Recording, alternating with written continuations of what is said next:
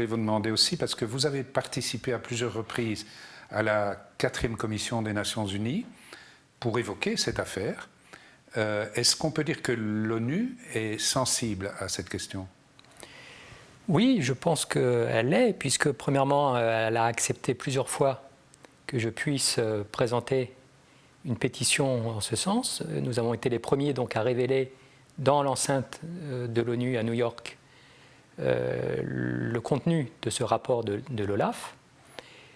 Ça a suscité évidemment quelques débats, mais ça a eu pour mérite évidemment de pointer du doigt que cette fois-ci ce n'était pas une source unilatérale qui prétendait qu'il y avait des fraudes, c'était bien le gendarme de la lutte antifraude européen qui pointait du doigt les dysfonctionnements.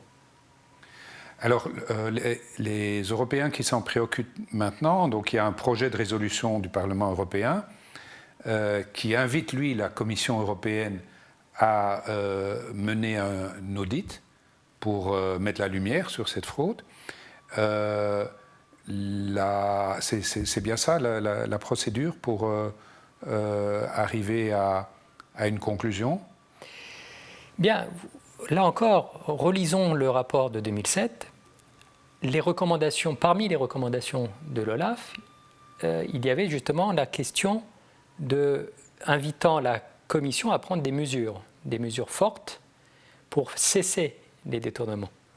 Et le projet de résolution dont vous parlez rappelle qu'il serait peut-être nécessaire d'actualiser un peu le rapport d'audit et le rapport d'enquête qui avait été mené donc en 2007, donc 13 ans auparavant, et qu'il serait utile de vérifier si les mesures que la Commission dit avoir adoptées depuis lors ont été appliquées et surtout se révèlent efficaces ou non.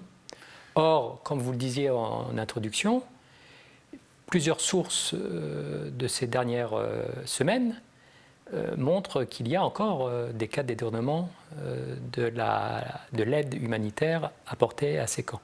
Autrement dit, que les garde-fous qui avaient été soi-disant installés se révèlent plutôt inefficaces. Il semblerait.